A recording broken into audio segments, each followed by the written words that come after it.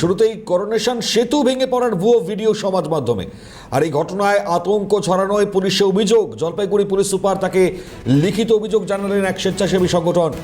AI প্রযুক্তি ব্যবহার করে ডুয়ার্সের এক যুবক সেই ভিডিও বানায়, আর ভিডিও ভাইরাল হতেই চাঞ্চল্য তৈরি হয় জনমানুষে। ইতিমধ্যেই গোটা ঘটনায় সাইবার ক্রাইম বিভাগ তাদের তরফ থেকে তদন্ত চালানো হচ্ছে। দেখাচ্ছি আপনাদেরকে এআই দ্বারা নির্মিত সেই ভুয়ো ভিডিও, দেখুন।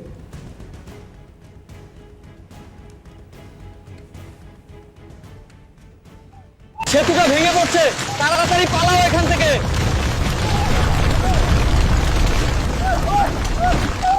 সেতুটা ভেঙে পড়ছে, তাড়াতাড়ি পালাও এখান থেকে।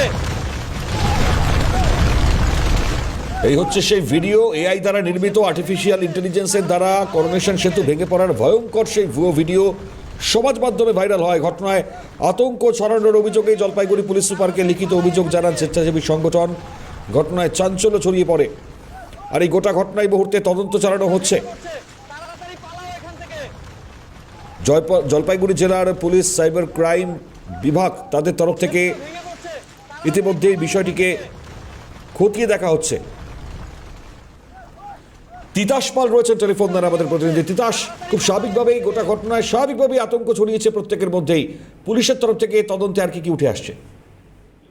তারপর মনিময় পুলিশের পক্ষ থেকে এই বিষয়ে খোঁজখবর নেওয়া হচ্ছে কি বা তারা এইরকম একটা ভুয়ো ভিডিও তৈরি করলো এবং কি উদ্দেশ্যে তৈরি করেছে সেটা নিয়ে কিন্তু খতিয়ে দেখা হচ্ছে। যেটা জানা গিয়েছে, দিন কয়েক ধরে সমাজ মাধ্যমে এই ভিডিওটি ভাইরাল হয়, যেখানে দেখা যাচ্ছে যে সেবকের যে করোনেশন ব্রিজ, অর্থাৎ বাথরুম বলে যেটা পরিচিত আমাদের এখানে, সেই ঐতিহাসিক করোনেশন ব্রিজ মাঝখান থেকে ভেঙে পড়ছে এমন একটা ফেক ভিডিও তৈরি করা হয় এআই এর সাহায্যে, এবং সেই ভিডিওগুলো সমাজে ছড়িয়ে দেওয়া হয়। মুহূর্তের মধ্যেই তা ভাইরাল হয়ে যায়।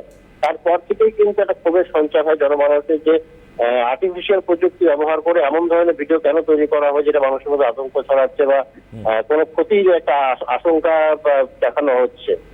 এরপরেই কিন্তু একটি স্বেচ্ছাসেবী সংগঠন ডুয়ার্সের, তারা পুলিশ সুপারের কাছে একটা লিখিত অভিযোগও জানিয়েছে এই বিষয় নিয়ে, ব্যবস্থা নেওয়ার দাবি জানিয়েছে। তারপরে কিন্তু পুলিশ বিষয়টি খুঁজে দেখা শুরু করেছে এবং যে বা যারা এই ভিডিওটি বানিয়েছে এবং প্রচার করেছে তাদের বিরুদ্ধে কি ব্যবস্থা নেওয়া যায় এটা কিন্তু খতিয়ে দেখছে পুলিশের সাইবার ক্রাইম বিভাগ। এখনো পর্যন্ত তিতাস গোটা ঘটনায় কোনো আটক বা গ্রেপ্তার নেই? না, দেখো, এখনো পর্যন্ত গ্রেফতার হয়নি, তবে যে বা যারা ভিডিও ছড়িয়েছে তাদের চিহ্নিত করতে পারা গিয়েছে বলে কিন্তু পুলিশ সূত্রে আমরা জানতে পেরেছি।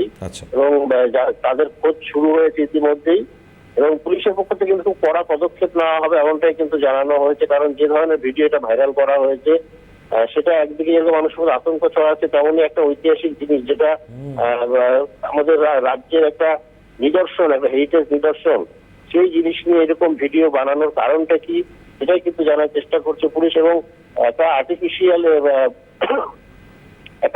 ইন্টেলিজেন্স যেটাকে ভালো কাজের ক্ষেত্রে ব্যবহার করার পরিবর্তে একটা আতঙ্ক ছড়ানোর কাজে কেন ব্যবহার করা হচ্ছে সেজন্যই কিন্তু মানুষ প্রস্তুত হতে শুরু করেছে, এবং এই বিরুদ্ধে একটা কঠোর পদক্ষেপ নেওয়ার কিন্তু দাবি উঠছে জনমানুষ থেকে।